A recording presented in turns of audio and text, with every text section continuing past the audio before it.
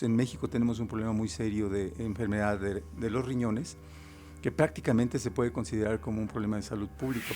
Pues porque en el momento en que la persona se dictamina que ya murió por muerte cerebral, pues empieza a correr el tiempo porque se empieza a deteriorar y podemos hacer una vida completamente normal con un riñón. Bienvenidos a un episodio más de Dosis de Salud. El día de hoy soy Erika González y estoy con ustedes para ponerme en este papel de comunicadora, reportera y en donde pues abordo diferentes temas. Ustedes algunos lo sabrán, sí, del espectáculo, del entretenimiento, pero también de todos los ámbitos, y el de la salud me apasiona. Así que hoy estar en este episodio me encanta porque vamos a conocer más de un tema que seguramente a muchos de ustedes pues les ha tocado vivir o han escuchado acerca de, y así que para eso voy a presentarles a José Salvador Aburto Morales, médico cirujano con especialidad en urología y trasplante de riñón, a quien le doy la bienvenida, doctor. Qué gusto tenerlo aquí, qué honor, y leyendo pues el currículum y las credenciales, pues ha sido muchos años de experiencia, de preparación, y yo se lo decía fuera de cámaras, los doctores pues nunca dejan de estudiar, de actualizarse. Exacto. Y así ha sido su caso, me imagino. Así es, muchas gracias, Erika, por la invitación, y efectivamente el tema que nos tiene hoy aquí reunidos es de gran interés para todos. Así es. A mí me gustaría también que nos contara a grandes rasgos, doctor, qué es lo que usted ha estado haciendo durante todos estos años como médico, porque se ha especializado específicamente en el trasplante de riñón, ¿y por qué? Bueno, primero hice cirugía general y luego tuve la oportunidad de hacer la especialidad en urología. Conforme tú vas avanzando en tu entrenamiento, rotas por diferentes servicios. Sí. Y cuando estaba en cirugía general, roté por urología, me gustó mucho la especialidad y yo dije, quiero ser urólogo. Entonces apliqué a otra institución, en el Instituto Nacional de Ciencias Médicas y Nutrición, y ahí completé el entrenamiento como urólogo. Pero en ese proceso de rotar en urología, roté por trasplantes y también dije, bueno, yo quiero hacer trasplantes. Porque cuando lo hice, pues no había tantos cirujanos de trasplantes y tenemos en México tenemos un problema muy serio de enfermedad de los riñones, que prácticamente se puede considerar como un problema de salud pública, porque hay miles de mexicanos, niños, adolescentes y adultos jóvenes y adultos mayores, que desafortunadamente por otras enfermedades como la diabetes, hipertensión, desarrollan insuficiencia renal. Entonces, pues es un problema serio que lo que se está ofreciendo no es suficiente para atender la demanda y bueno, eso es lo que me motivó mucho para poder hacer algo diferente a los demás especialistas. Afortunadamente hoy día ya hay más especialistas en trasplantes de riñón, pero también hay más pacientes, hay más enfermos. Claro, yo le voy a hacer las preguntas como persona de a pie, como alguien que dice, ¿y el riñón qué hace o por qué deja de funcionar? ¿Por qué también le ocurre a niños y no discrimina, ¿no? En cuestión de edades. Sí. Me imagino que es un abanico también multifactorial. Sí, bueno, lo que mayormente se presenta es en adultos, de 18 a 45 años de edad, es el pico máximo de las personas que están registradas en espera de un trasplante de riñón. Sin embargo, en niños también hay niños que nacen con malformaciones congénitas que llevan a desarrollar la enfermedad o heredan enfermedades de los padres o familiares que se llaman glomerulopatías, que afectan las células del riñón, y esto, conforme avanza la edad del niño, pues se va afectando también la función del riñón, y hay niños de 1 año, 3 años, 5 años, 7 años, 14 años que conforme avanza la edad, avanza la enfermedad y a veces requieren de un trasplante de riñón. También en los adultos pues no es infrecuente que haya personas que abusan de la automedicación, también se hacen daño a los riñones, pero la hipertensión arterial, la diabetes y la obesidad y el síndrome metabólico es lo que hoy día es lo que más afecta la función de los riñones. La enfermedad de los riñones es una enfermedad que no da síntomas en un inicio. Conforme va evolucionando, las personas les sube la presión y a veces lo detectan porque detectan que la presión arterial está alta, o a veces sienten que empiezan a verse pálidos, se fatigan, se cansan, dejan de comer, y es cuando llegan a la consulta y dicen, oiga, es que no estoy rindiendo lo que rendía antes, me siento muy cansado, muy débil. Y cuando hacemos estudios nos damos cuenta que hay un daño importante de los riñones. Entonces, pues lamentablemente esta enfermedad de los riñones se llama la enfermedad silenciosa y afecta a muchas personas que cuando se diagnostica está en etapas muy avanzadas. ¿Y cómo se puede prevenir? ¿Hay manera de hacerlo? Sí, hay campañas que se llevan a cabo a nivel nacional en donde se tiene que, sí, y más si sabes, si en tu familia hay personas que padecen de la presión arterial alta, que tienen obesidad o que tienen diabetes o que han tenido enfermedades de los riñones, también algo frecuente son los cálculos en la vía urinaria, en los riñones, que si no se atienden con toda anticipación, pues pueden dañar el funcionamiento de los riñones. Las infecciones crónicas mal tratadas o de larga evolución también. Pero si sabemos que hay antecedentes en la familia, es importante checarnos cuando menos una vez al año la presión arterial, mantenernos en un peso adecuado, ver que nuestros niveles de glucosa estén dentro del rango normal y si no, atenderlo. Y bueno, esto es muy sencillo a través de checarse los signos vitales, pesarse e incluso hacer un examen general de orina, y se recomienda que pues se hagan exámenes de laboratorios periódicamente, glucosa, urea, creatinina, biometría hemática. En esos estudios nosotros podemos ver cuando hay anemia, cuando hay elevación de la creatinina, cuando están orinando con proteínas, cuando orinan con sangre, y eso a veces se detecta con estudios de laboratorio.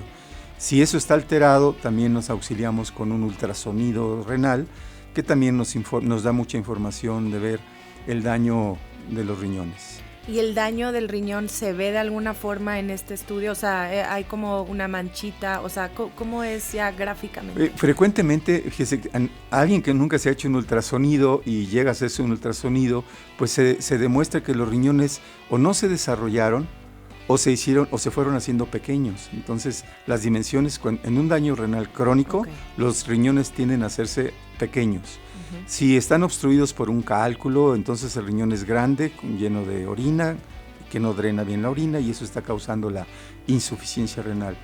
Pero si es por hipertensión o diabetes de larga evolución, el color de los riñones a través de ultrasonido se ve diferente a un riñón sano. Entonces ahí se ven los cambios crónicos, incluso anatómicamente se adelgaza la porción que filtra la sangre y la orina, se adelgaza la corteza, y entonces ahí vemos cómo ya no tienen suficiente masa renal, y eso habla de un daño crónico que ya es insuficiente. Ok, y ya en esa etapa, doctor, entonces se necesita el trasplante. No, se hacen estudios y se determina. Hay una prueba muy característica que nos permite ver, tanto por medicina nuclear o por determinaciones de laboratorio, del 100% de ambos riñones, qué porcentaje se va afectando, y va bajando al 80, al 50, al 40, ya cuando van en 20% de depuración de creatinina, que hay otras pruebas también, pero esa es la más común, y la creatinina está en 6 o en 8 y la depuración está en 20, pues entonces quiere decir que ya requiere tratamiento sustitutivo de la función renal. Y cuando está la enfermedad de los riñones se clasifica del 1 al 5, entonces podemos nosotros hacer medicina preventiva e identificar a las personas con enfermedad renal o daño renal en etapa 1, 2 y 3, donde todavía se puede manejar con tratamiento médico farmacológico, control de la presión, medicamentos, apoyo nutricional, etc. Pero ya cuando está en la etapa 4, ya requiere terapia sustitutiva a través de hemodiálisis o diálisis peritoneal, que ya los riñones no funcionan, ya no filtran tu sangre, estás intoxicado y retienes agua, y entonces te hinchas, te sube la presión, y es cuando ya la etapa está muy avanzada, y en esos casos a veces llegan a urgencias incluso hasta con falta de aire, porque ya no eliminas el agua por tus riñones ya no eliminan el agua en exceso, y entonces ya dejas de orinar y el agua se acumula y se te va a los pulmones y te empiezas a asfixiar por exceso de agua en los pulmones, que se llama edema agudo pulmonar. Entonces, pues lamentablemente así son las cosas. Si uno no se checa periódicamente, puede dejar avanzar la enfermedad a grados muy avanzados donde corre peligro la vida. Ok, en ese escenario, quien llega esperando un trasplante, ¿es difícil? ¿Pasa mucho tiempo? ¿Cómo es en México que esto se maneja? Bueno, tu médico ya te hace estudios, ya sea en urgencias o hospitalizado, en la consulta externa es lo más común, y ahí se determina en qué etapa de daño renal estás. Si estás en la etapa 4, te proponen una terapia sustitutiva a través de diálisis peritoneal o hemodiálisis. Aquí hay que ver pues si la persona tiene seguridad social, no tiene seguridad social, tiene seguro de gastos médicos, cómo puede afrontar ese problema, porque es un tema, además de delicado y complejo, es costoso. Vamos a poner un ejemplo, alguien que requiere hemodiálisis, un niño, un adolescente, un adulto, pues tienen que poner un catéter en un grande vaso del cuello que llega a los grandes vasos del corazón y a través de esto conectarlo a un riñón artificial, donde ahí se filtra tu sangre, se depura de las toxinas que no puede eliminar porque tus riñones ya no lo pueden hacer, y también absorbe el agua que tus riñones ya no pueden eliminar en forma de orina. Perdón, esa es la hemodiálisis. Esa es la hemodiálisis. Y esto pues se tiene que hacer en una unidad de hemodiálisis. Tienen que ir 3 veces por semana, 3 horas conectados a esta máquina, en donde pues ellos tienen que estarse pesando y el exceso de peso pues lo calculan y es la cantidad de agua que tienen que sacar a través de la hemodiálisis. Y también pues en esos filtros que tienen las máquinas de hemodiálisis funcionan como una membrana que detiene todas las toxinas, que es la urea, la creatinina y todo lo que las toxinas que el organismo no puede eliminar cuando los riñones ya no funcionan. Entonces, si no hacen eso 3 veces a la semana, pues sí están en una situación muy crítica. Esto los mantiene con vida, con cierta calidad de vida, pero pues por supuesto pues dejan de trabajar, dejan de producir y bueno, a largo plazo pues la enfermedad va afectando en forma general a las personas y pues se van desgastando en forma constante, ¿no? ¿Quién es candidato para ser donante?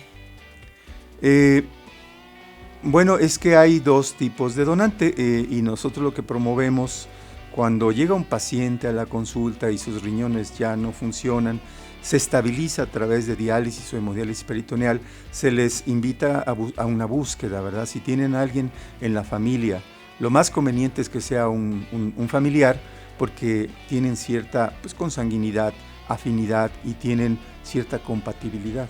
Entonces es lo más recomendable que alguien en vida, nosotros en vida podemos donar si somos personas sanas y mayores de edad y nuestro nivel intelectual y consciente es correcto, podemos decidir donar en vida un órgano par, como los riñones, tenemos 2 riñones, nosotros podemos donar uno de nuestros riñones si estamos en condiciones físicas, mentales y de salud completamente bien. Podemos prescindir de uno de nuestros riñones, lo podemos donar, y nuestro riñón con el que nos quedamos puede suplir la función del riñón que donamos. Entonces, pues incluso con el tiempo podemos ver cómo el riñón que se nos quedó crece y compensa la ausencia del que donamos, y podemos hacer una vida completamente normal con un riñón, igual que con 2 riñones. Haces ejercicio, trabajas, estudias, te casas, te reproduces, vas de viaje, todo completamente normal. O sea que donar un riñón en vida no te limita ni te afecta ni vas a tomar medicamentos de por vida y sí tienes que estar yendo a checarte periódicamente con tu médico. Después de donar.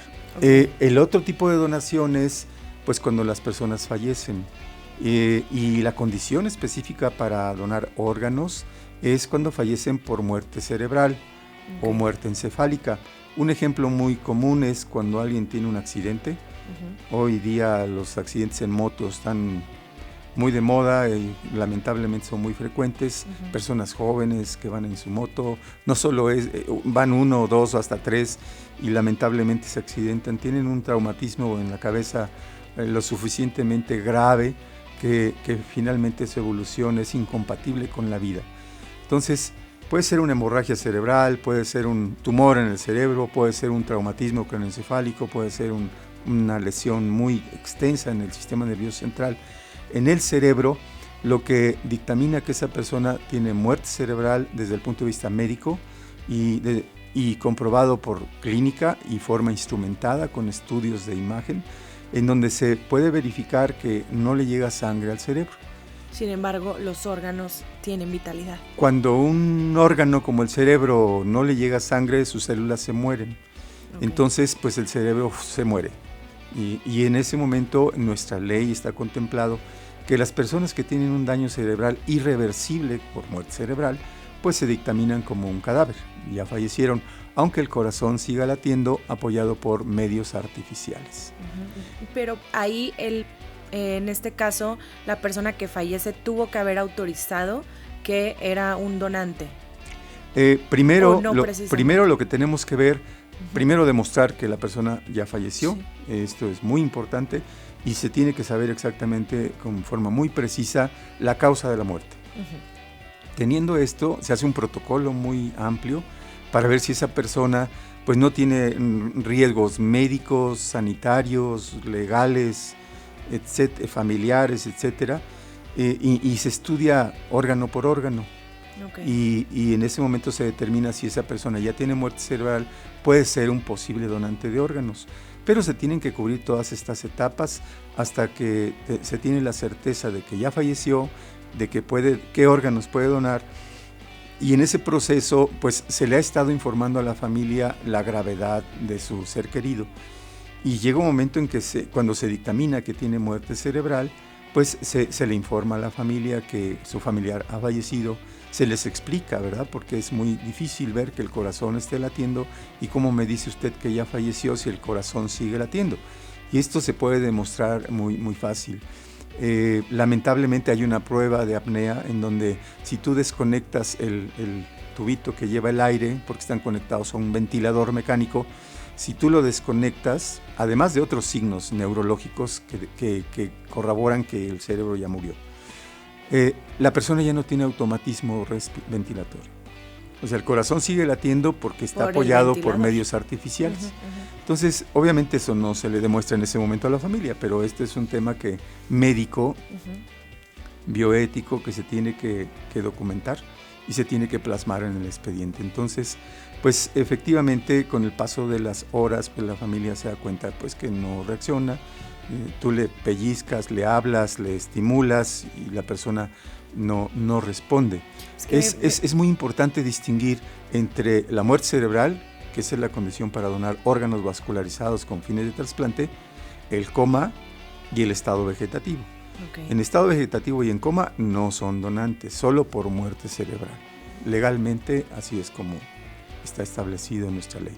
Ok, porque en coma y en estado vegetativo es igual que el paciente está pues manteniendo la vida a través de un ventilador. Lamentablemente pero en el cerebro tiene actividad eléctrica el cerebro no ha muerto, ya no responde, pero no ha muerto y esa condición no descarta la donación. Y es que es la ciencia, doctor, me imagino, y a lo mejor nos estamos yendo por otro tema, pero también la fe, ¿no? Que de pronto existe en este país tan fuerte, en Latinoamérica en general, donde también es como esta parte de decir, hay una actividad eléctrica ahí todavía del cerebro y una esperanza de los mismos familiares, que puede ser complicado. Sí, antes cuando la ley no permitía que se hicieran estos estudios de angiografía, tomografía, resonancia, ultrasonido Doppler, que solo era el electroencefalograma, pues había que esperar a que no hubiera ninguna onda, sino que estuviera el trazo electroencefalográfico era plano para decir que el cerebro estaba muerto. Hoy día pues se pueden hacer estudios de imagen en donde se inyecta un material de contraste y se ve cómo no llega ese material de contraste al cerebro. Si no llega, pues ya el cerebro no tiene vida. Además de que no responde ni a estímulos dolorosos, ni a estímulos de temperatura, ni a estímulos de ninguna. Las pupilas están completamente dilatadas, ya no se contraen, ya no responde a la ventilación. Solo lo que persiste es el latido cardíaco, que es lo que sigue bombeando sangre oxigenada a los órganos. Y platico esto porque todos decimos, es que yo cuando muera quiero donar mis órganos. Y nosotros pensamos que pues, el hecho de morir es cuando se detiene el corazón. La única forma que una persona fallece es cuando se detiene el corazón.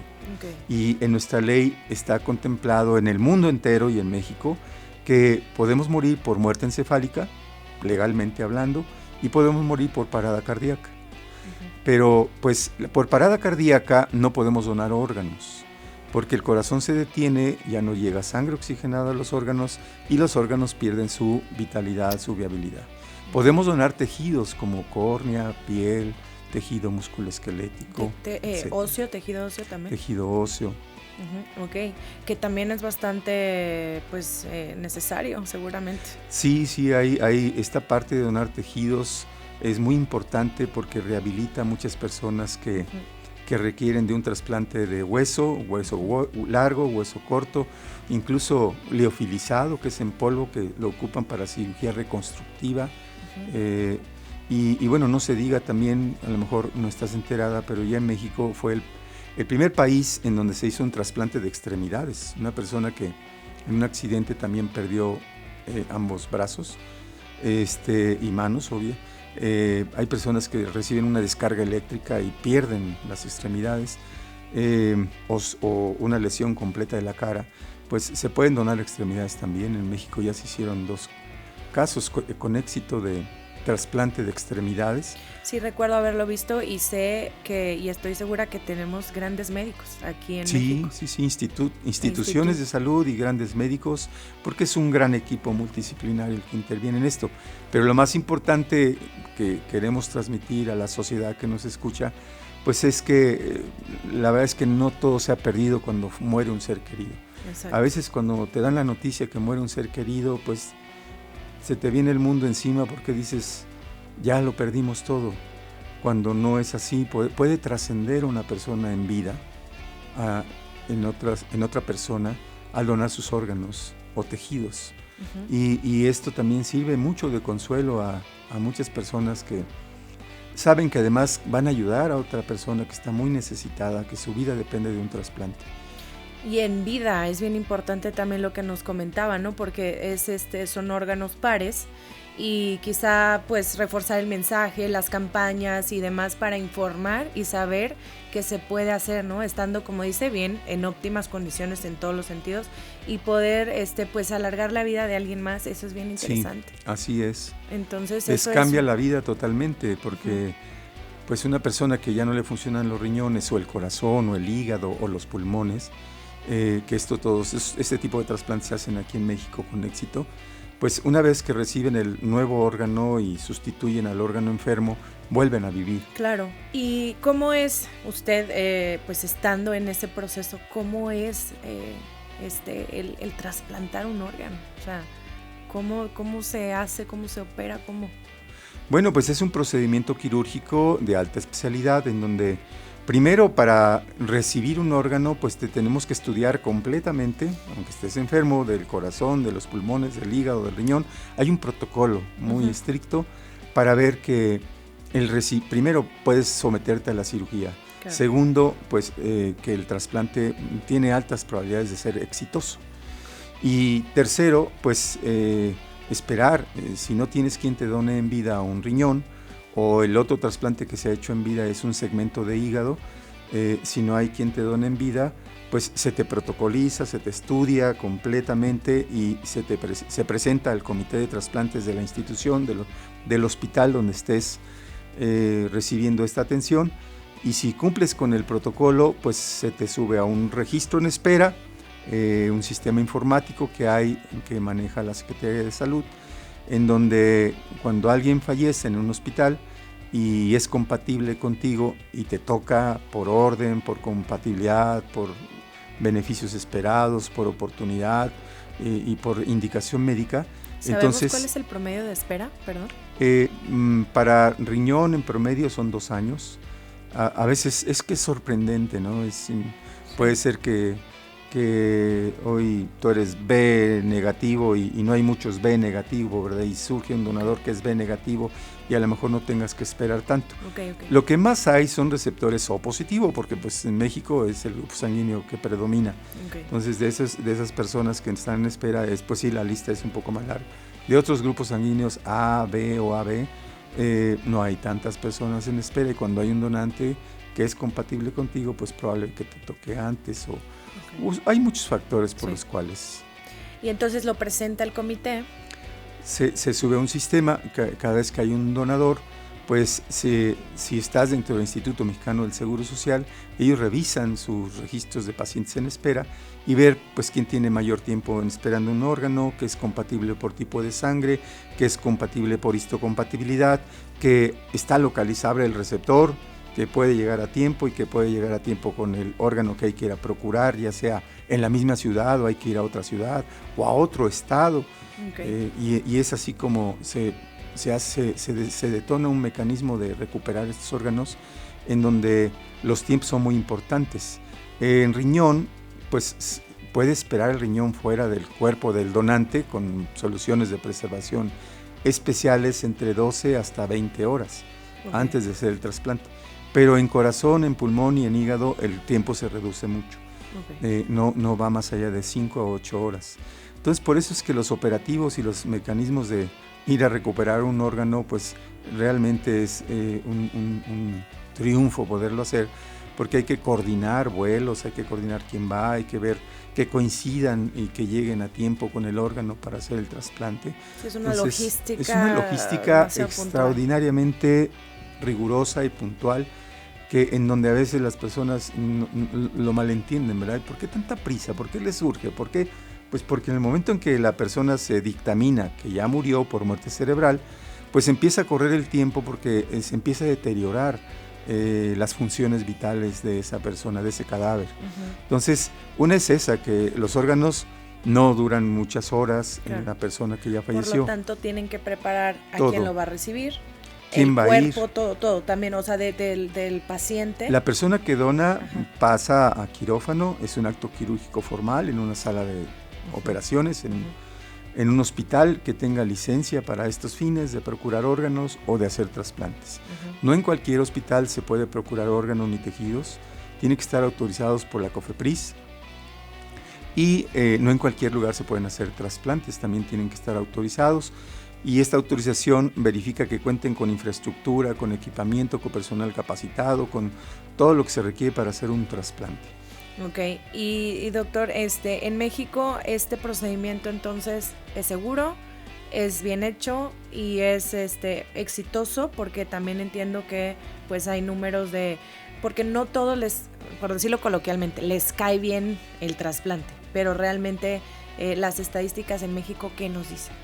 Bueno, afortunadamente hemos avanzado en ese tema y se hacen pruebas de compatibilidad y bueno, es raro ya quien rechaza. Y además de las pruebas, los medicamentos inmunosupresores para evitar el rechazo son los mejores que hay aquí en el mundo.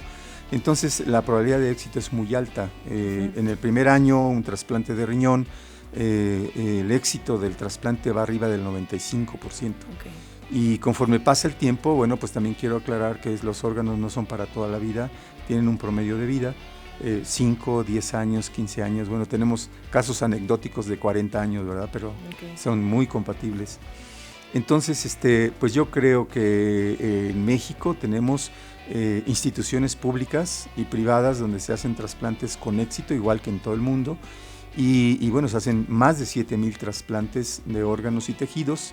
Y lo que más se requiere son trasplantes de riñón, trasplantes de córnea, trasplantes de hígado, pulmón, corazón y a veces uno que otro que se han hecho de páncreas y de tejido musculoesquelético y de piel.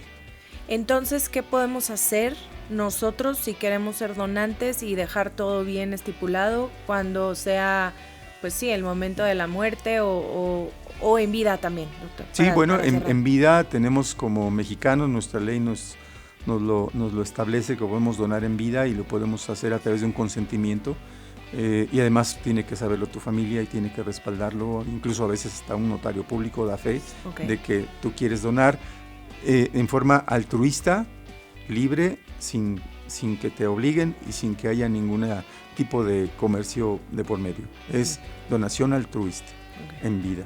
Después del fallecimiento, pues sí es importante que nosotros, cualquier persona que estamos aquí en el estudio o donde nos escuchen, tengamos que pensar en nuestro testamento.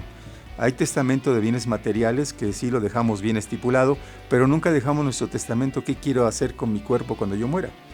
Entonces tienes que decirle a tu familia, oigan, cuando yo muera, quiero donar mis órganos y tejidos con fines de trasplante. Y después me incineran o me sepultan. Pero hay personas que también y están en su derecho de decir, yo no quiero donar, yo quiero que me incineren o que me sepulten. Pero siempre hay que pensar en que podemos trascender en vida después de la muerte con la donación de órganos y tejidos.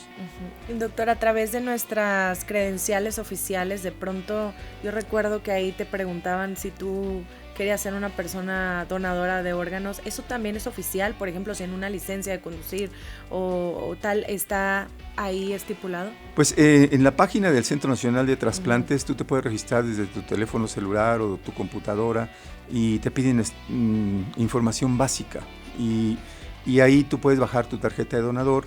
Okay. La tarjeta de donador, la licencia, cualquier documento que tú firmes en vida, lo tienes que compartir con tu familia. Okay. Porque cuando tú mueras ya no puedes decir, oiga, yo quería donar. Pero ¿quién va a respaldar o a respetar tu última voluntad? Tu familia. Sí. Ellos se van a acordar, oiga, si ya murió mi ser querido, yo recuerdo que él nos dijo que cuando muriera su deseo era donar. Entonces ellos son los que respaldan esa decisión después de tu fallecimiento y se llaman disponentes secundarios. Aunque no hayas dejado un testamento de... Okay. Con que le digas a tu familia que ese era tu deseo y se respeta. Perfecto. Pues qué interesante y ojalá, pues sí, seamos más los que también estemos dispuestos a alargar la vida de alguien más, de apoyar y de brindar salud. Sí, yo los invito, estamos iniciando septiembre, que es el mes de la donación de órganos y tejidos, en donde se hacen muchos eventos a nivel nacional, en todas las instituciones, en todas las entidades federativas, y lo que se promueve es agradecer a las familias que han apoyado y han secundado el deseo de su ser querido después de fallecer en donar órganos. También se hace un reconocimiento a las personas que han donado un órgano en vida. Entonces, esto es muy grato, es un acto de amor, un acto de fe, un acto de compartir. Esa es la donación de órganos. Gracias, doctor, por su valioso tiempo, el conocimiento y algo que nos falte agregar o dónde lo podemos a usted encontrar.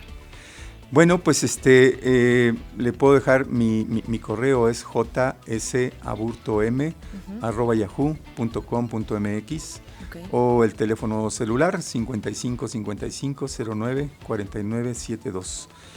Cualquier información, con mucho gusto, siempre hemos apoyado a muchas personas que requieren información porque lamentablemente no hay mucha información y alguien que te diga las cosas realmente como son, también hace mucha falta. Gracias por estar aquí al doctor José Salvador Aburto Morales y este fue un episodio más de Dosis de Salud. Gracias. Muchas gracias.